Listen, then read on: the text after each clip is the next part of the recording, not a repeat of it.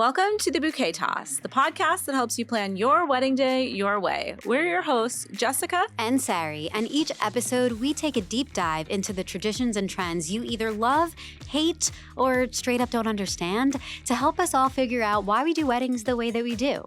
The Bouquet Toss is a Love Stories TV podcast.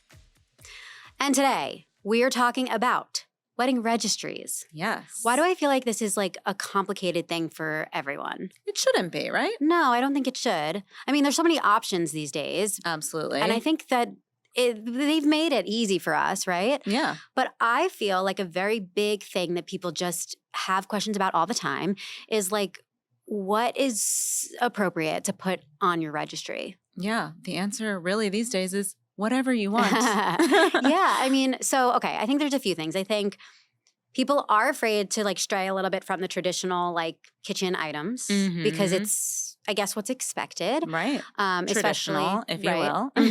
Especially for older guests coming to the wedding. I think they probably received a KitchenAid or whatever for their wedding. And they kind of fine china or. Right. And they, so they kind of don't maybe expect there to be other things like a cash fund or a honeymoon fund. But these are definitely not new things by any means. These are rising in popularity. They've been here for a while. And I think that like sometimes it's not knowing if something is too expensive. Like, should you not put this on your registry because that's kind of like ballsy? And there's literally an episode of How I Met Your Mother where Neil Patrick Harris is like, really? It's like $500 you're putting it on your registry or something like that. And I think that's something that people worry about. We're not even going to take any longer to get to this revelation, and people probably know it already, but you should never think twice about the price of something you're putting on your registry because usually anything that doesn't get purchased, you can buy for 20% off. Yes. After. The registry completion discount is pretty sweet. Most places you register. And so you can definitely get a sweet discount even if somebody doesn't buy it. Right. But a lot of the registry options, especially the more universal platforms where you can kind of add things from all over the place, you aren't necessarily restricted to like one specific store, have like a group buy option. Where you can set it up where multiple people can contribute to one gift. So it allows multiple people or multiple guests or households to contribute to something bigger. Yeah, pay what they want. Yeah. And it's always coming. It's going to give you something you like. They know that. And they can just pay what they're comfortable with. Yeah. Yeah, I mean, I think it also bears mentioning we're going to talk probably mostly about like a digital registry just because that's kind of the way of the world. But there are still, those in-person experiences where often they will give you like champagne flutes or something just for coming and doing your registry there. Yeah. So you should also look at like the Pottery Barns and the Crate and Barrels and things like that to see if they have any, engagement or anything type of deal for registry. I have to say, did always dream of like walking around with like one of those. The gun scanner. Yeah. And we did not do anything in person, so I didn't get to do that. But I think what I experienced is something a lot of people are experiencing now in that we are renting still. We're definitely not in our like forever home. And so we, A, don't have space, and B, didn't know like what color we would want these things. Yeah. Or, for a lot of the things that we need or want, but didn't want to put on this because we're going to have to get it later. So for us, we were definitely like, we really want to encourage a cash registry. Like that's mostly what would be helpful to us at this point if our guests are giving us gifts. And we did have like, of course, like friends and everybody were like, yeah, great, totally. Our parents were like, you have to have something. Like you need to have something on the registry, something physical, because there are going to be people that want to get you something off of it. Like there just are. I mean, especially the older generations. I feel like they do want to give that tangible gift, And something that they know you're going to see and use or get use out of. And like see them in every time you use it. Right. Yeah. I mean, so what we ended up doing is that we made the registry before the shower. And so for the shower, we mostly got things, I mean, pretty much exclusively got things off of the registry. The physical items. Yeah. And then by the time the wedding came, there was not much left. And so we did get a few more things from it for the wedding, but primarily, we did the Future Home Fund. Yeah. And we did the Honeymoon Fund. And this was in one of those universal registries. So we also had a Target registry that was also able to be brought in and everything in one place. We used Joy as our wedding website, and we were able to do the registry otherwise through them. But they have these custom fields that you can fill in. You can literally have anything. You can, and I think that it's nice to be able to clue everybody in on what your goals are, We were able to write a sweet little message. And also they have a ton of these scripts written online if you're I don't know what to write. Super helpful. But basically we would love to be able to afford this in the future, and anything you are willing to contribute is going to help us achieve that goal in the future. Definitely. Yeah. I just think it's so great that couples today can really decide what they actually want and what is practical for them. I don't think any couple should feel obligated or compelled to go out and add a bunch of stuff, items to their registry that they don't actually need just to fulfill this sort of traditional sort of registry vibe.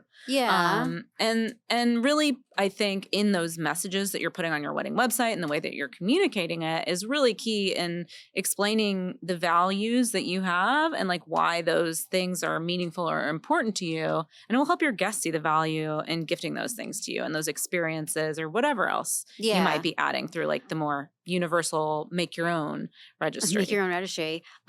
Yes. Speaking of, I do think people do get a bit of flack though for putting experience type things on registries. I've just heard of a lot of stories where, somebody has something to say about well, I'm not going to get them that or that. And it's okay, there's plenty of other things on there. Yeah. I really agree with you. I think that at this point you can get so creative with it that it's kind of, if people want to get you a gift, this is a generous way of you saying here's what would be welcome, what we would like. Right. And it just it makes it better for everybody. And it makes it feel more tangible than just a nebulous gift me cash. You know what I mean? Just give me money. But when you put it in a way where you're saying, I want this experience, or my partner and I want to have this experience together, that does feel, I think, more concrete and tangible than just a general cash fund. Yeah. But let me play devil's advocate. I do not believe this, but I do think other people do. What if there's a concern that I, helped pay for your wine tour on your honeymoon in Italy and then you don't do it? I mean, that's very possible, and really what these universal registries are that allow you to build these things. It really is more for I think to show the potential of what they could be contributing to. But at the end of the day, it's all going into the same cash pot and you're withdrawing it, right? Yeah. So I think that's something that we need to just say out loud. There are on some registries, the ability, I think, maybe to connect with other places, for a gift card somewhere or something like that. But for the most part, if you're putting snorkeling on our honeymoon, you're using a stock image that was on this website that you did it. And yes, it's just getting a label, but it's going into the same pot anyway. Yeah. It's just I think that's a confusing thing for some people that are looking at a registry. What they don't know won't hurt them though, right? Well, yeah. That's true. But I feel you don't really have to be so precious because it could be anything. But it does give your guests an opportunity to maybe contribute towards things that they feel resonant with that you have put on there. You know what I mean? They might connect with it more than just, yeah, maybe they did a wine tour in Italy on their honeymoon and they want to give you that experience. Yeah, absolutely. Yeah, I mean, speaking of experiences in Italy. Speaking of honeymoons in Italy. Okay, so yours is coming up. I know, and I'm so excited. This is something, so got the inspiration from you, but the second I decided to do it, I was this is a great thing for people to put on their registry. Yes. Which I didn't do. But in hindsight, learn from my mistake. So I'm going to be doing a photo shoot with Flytographer. Yes. On my honeymoon. and you did a photo shoot with a bunch of friends with them. I did. Just talk about what it was like. Oh my gosh. Well, first of all, I think what their services is so cool, right? Yeah. They have basically photographers all around the world in all the major cities you can imagine, all the major travel destinations you might be going to. And you can browse their photographers online and book a photo session with a pro. And, you can book it in different increments or whatever. So we did, I think, an hour-long shoot with 4 girlfriends on a trip to Paris. We went to see Taylor Swift, of course, in Paris, a group of girlfriends. And so we actually did, you can do anything for your shoot, but ours in particular was based off the locations from one of Taylor's music videos, the Begin Again music video that was filmed in Paris. And so we went to some of the locations like from the music video, and we took some solo shots, some individuals, and then some group photos as well in front of the Louvre. And I mean, it was just such a fun experience. And our photographer, his name was Leo. So if you're going to Paris and want to do a Flytographer session, highly recommend Leo. He was fantastic. It was a very fun vibe, and he just like made sure we got like all the best angles. We did some creative stuff, and it was just a blast. Yeah. And such a cool way to capture the memories from that experience. I had never been to Paris before, and I was like with 3 of my closest girlfriends, and I just know that I'll look back on those photos forever. So I can only imagine like how special it would be to do that on your honeymoon. Yeah. I mean, hearing about that, I was thinking for myself of like, okay, me and my husband, 2 people who I know who are the worst at taking pictures are going to be in the prettiest place in the world. Wait, why are you the worst at taking pictures? We just don't remember to take pictures. Well, to be fair, your height differential like could be like tough for selfies, right? It is very tough. For selfies in particular. He does have long arms, so that helps.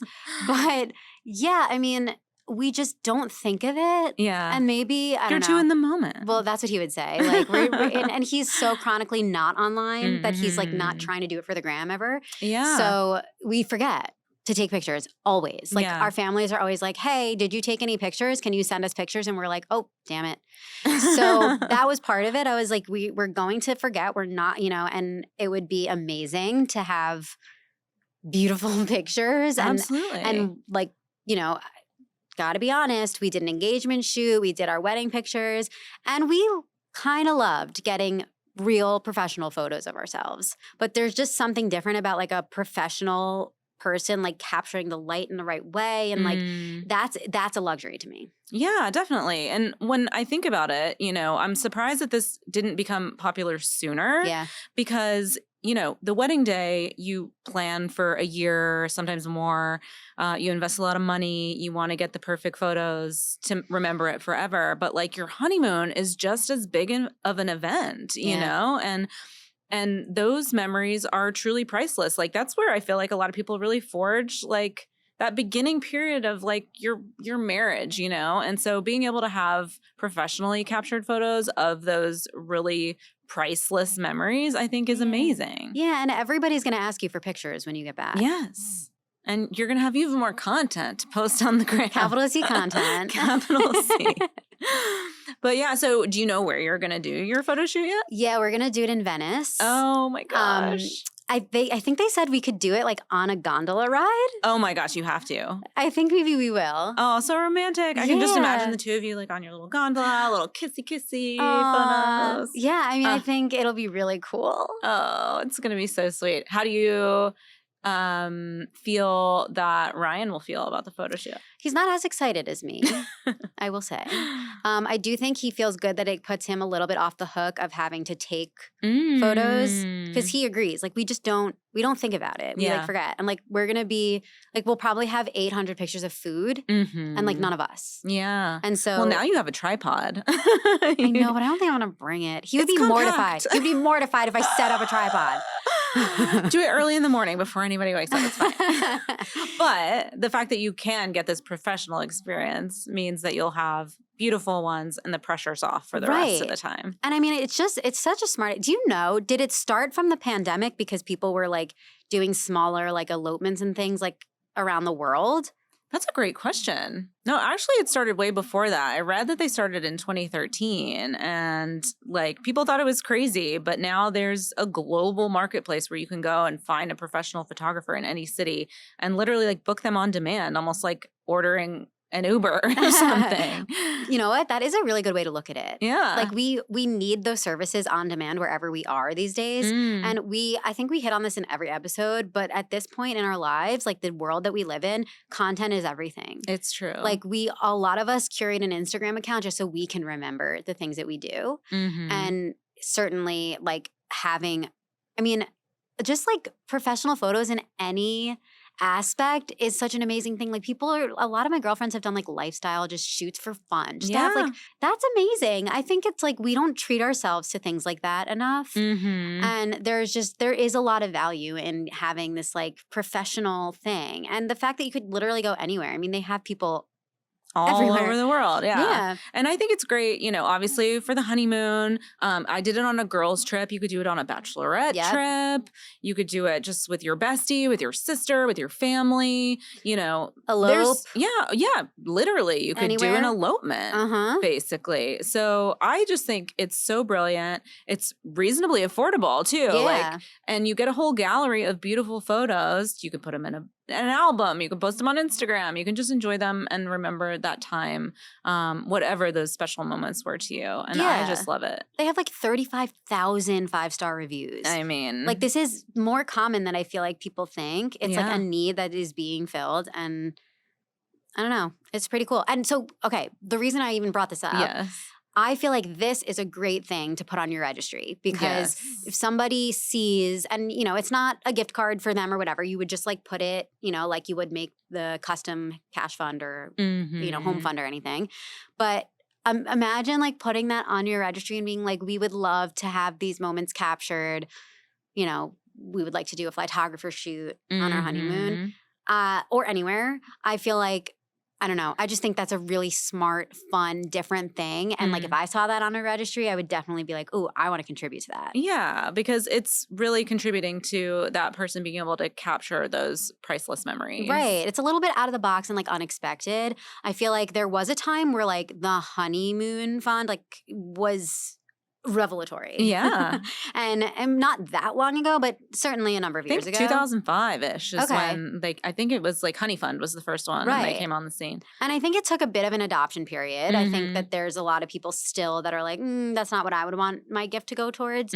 But certainly like that has opened up the ability for like, I mean, a house fund, anything. Like I want to test people. I want to challenge people to get as creative as they can with their registry. Yes. And put the things you really want on there. And if you really want beautiful photos, a Flytographer session is a great thing to add. And then there's all sorts of other, you know, experiential things you could add to these, you know, universal registries, whether it's like a cooking class or, you know, if the two of you are big into CrossFit, you could put your CrossFit membership on there. You know what I mean? Investing in your health. Like what's more important for the longevity of your lives and your marriage together than working on your health? Like really anything goes these days. I do like that. I think that, again, you'll have people that won't necessarily want that. They'll be like, what?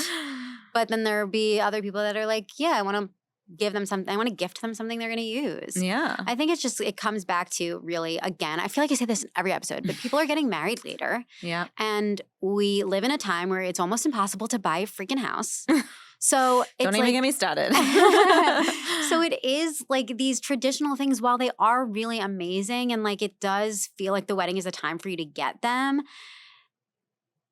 you don't have space for them or you don't need them. Like a lot of people already live together way before getting married. In fact, I really feel like you should. So just my personal opinion. So often you really like you don't need these things. And I do have to like be the feminist and point out that a lot of the traditional things like a KitchenAid mixer or just anything to do with baking or cooking or anything kitchen related were given to the bride at her shower because it was like, welcome to the world of being a homemaker. Yeah, domesticity life. Yeah. And I think like anything we can do to just not enforce that, I think is nice. Yeah. I also think it's just not how people view themselves anymore. Certainly, like, you know, this is why I think we started the Bouquet Toss in the first place, is because it's something like that you wouldn't necessarily put together. But when you look back at like what these things came from and what they meant, it really begs you to think about why you're doing it and like how it relates to you and what you want to represent with your wedding. Completely. I also wonder like how much just like consumer behavior changes are playing into it too. Cause like thinking back to like our parents' generation, even like they might have gotten a set of like fine china or even just like dishware or whatever. And they would keep it for 20, 30, 40 years, right? Like I know people who are buying new sets of dishes or like glassware like every couple years now. It's like we're all inundated with like consumerism and inspiration and, you know, upgrades for everything all the time. So like you're not buying something and keeping it forever the way that you used to. Dang, you're so right. I mean, that's like, have you seen that like Instagram post where it's like a picture of like a vintage dresser and it's like the dresser my grandmother passed down to me, and then it's and then it goes to like the white IKEA dresser that literally everybody has, and it's like the one I'm gonna leave my grandkids. Oh my gosh. But it's like that is so real. It's so true. And I will say something that I do implore people to put on their registry, even if they think they don't want it, is champagne flutes. Is it called something else when it's like for the like wedding glasses or something? Yeah, champagne flutes for the toast. Yeah. Because that, I mean, if you don't have it being passed down to you, that becomes something that you can pass down. And it's like a really special. Right. And it's small and it's not something that it's going to feel oppressive to make someone keep and store for a lifetime. Right. I mean, look, I think it would be cool to have like china passed down to me, but I also think I've moved 800 times that they never would have made it. Right. That's the other thing. Part of it is the consumerism, but also like we don't stay in the same place anymore. No. So it is very hard to gift somebody these big bulky things if they're not in that like place that they're going to stay forever. And even if they have a home, I don't know, their job could change, anything could change. And people are getting up and moving and doing in a way that they didn't used to. So the gift that you give kind of has to like move with the times. That's totally true. And it's like nothing is like heirloom quality anymore either. Like nothing's built to last. And if it is even more expensive than ever, you know? So I don't know. I think there's probably a lot more to it than we even know. Yeah. I think you're right. This is a really interesting thing to be, you know, I'm glad we got here. Yeah, me too. I'm sorry if I took it like in a weird direction, but it just popped into my head. Don't that, like, apologize. Man, sorry, I can't help it. Trying to stay on topic. Yeah, no, I think that it's interesting things to think about. Yeah. You know? What else? Is there anything else that you would say, like, if you had a registry to make tomorrow, would be like the most important to you? Like a Dyson Airwrap? Is that? Oh my gosh. Is that appropriate to put on? I mean, I've heard people are doing it. I've heard people are doing like Oculus. You put the like 3D glasses and really? stuff. Yeah. You put a regular Dyson vacuum. I mean, that's like a staple at this point. I mean, that's practical. And those things are expensive. That would be a good thing to put on the registry. You think? A good vacuum. Oh, a vacuum. Definitely. Definitely. Yeah. But I mean, truly, you could put anything on there, or you could just do the general cash fund, or, I mean, really at the end of the day, you're taking the money out and you can spend it on whatever you want. Right. I think a cute thing to do, and I don't know if this is just giving people more work, so maybe not, but my husband and I have this sign that actually my brother-in-law gave us in our apartment, and it's like 100 date ideas. Oh, it's so cute. Yeah, and you like scratch them off every time you do it. But it's just a bunch of ideas for like when you want to do a date night. And I think it would be cute if you use something like that to inspire, like, you know, tickets to a Broadway show or a stay at the hotel we got married in for our anniversary, or like, you know, like specific things that you like want to be able to do in the future that are items, but like not physical items that would get mailed to you. Yeah. I don't know. I feel like that'd be really cute. I love that. It could be a lot of work though. I think Should we make all couples register for couples counseling sessions? Honestly, not a bad idea. Yeah, why not? I think that's smart. So here's a question for you though. When should you make your registry? Like when in the process does that fall? Well, it's interesting because I feel like people are going to start getting you gifts like from the moment you find out you're engaged in some cases. Correct. And they might get you something just like cute and random, like a ring dish to hold bowl. your engagement ring, or like something with your new last initial monogrammed, although like traditional etiquette says you're not supposed to give those things until after the wedding. But I think it happens a lot now. But really, it's good to have some things set up early because before your shower happens, obviously before the wedding, the sooner you have something available to point people to, the less, questions you're going to have to answer. Yeah. I think that like certainly if you're not having a shower, when you send your save the dates out, I feel like you want something set up. Not that I think, because if people can't come, that's when they're going to start sending gifts. Absolutely. So I feel like that, and I do feel like, yes, it's super fun. Like it's shopping, like future shopping. Window shopping, yeah. But it is. For my dream life. It can give you decision fatigue. Yeah. So I feel like it's a part of the wedding planning process that should be really fun, but can feel a little bit stressful. So I would also say like, kind of maybe go back and check your registry, like maybe 2 months later or maybe closer to the wedding date, because if it's there, somebody might get it. And if it's something you really don't want, you don't want to put it there. Don't add things to your registry you don't want. Right. I mean, you can return and like figure that out, but that's also a hassle. So I feel like it just bears mentioning that you can change it. Like you don't have to set it and forget it, and maybe just check in with it. Like we actually at the point where my shower was over, took a few other things down, like we'd hid them. Not that they were down because we want the 20% discount, but we hid them because we wanted it to just show the home fund and the honey fund. Very smart. It's so cool that you have the options available to you. Yeah. So what would you say your favorite thing that you put on your wedding registry was? Okay. Like I said, we didn't really lean into the stuff. I did put a really nice toaster that I never would have purchased myself. Wow. It is like fashion toaster. Like it is a fashionable toaster. Okay? Because when you say toaster, I'm like, really? I know, I saw your face. I know, but that's just something that I would never splurge on. Are you big on toast?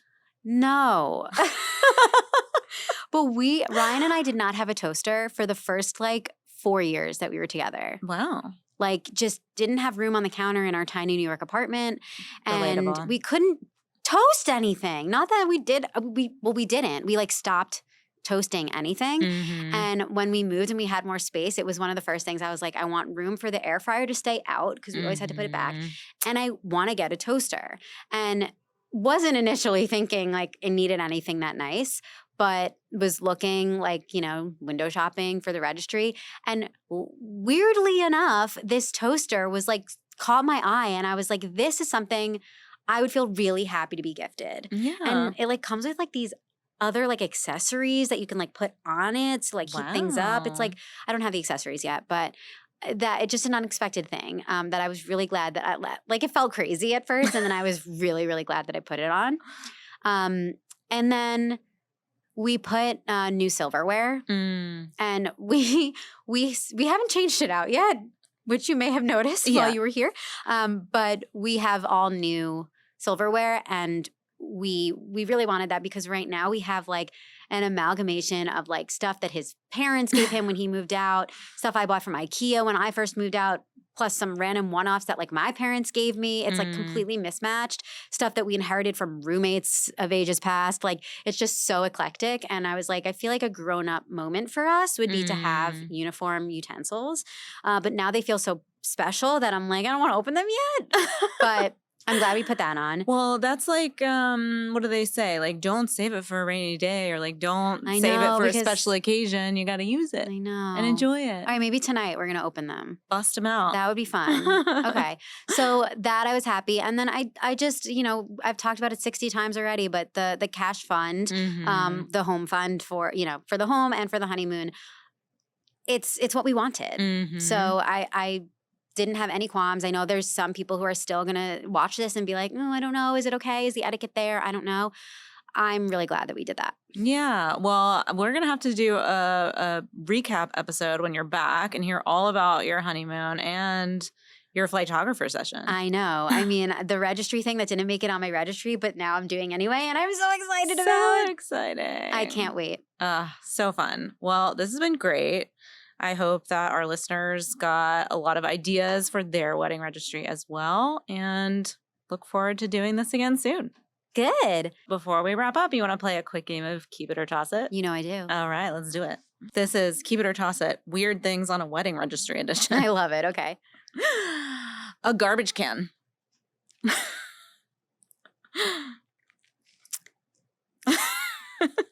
I'm going to keep.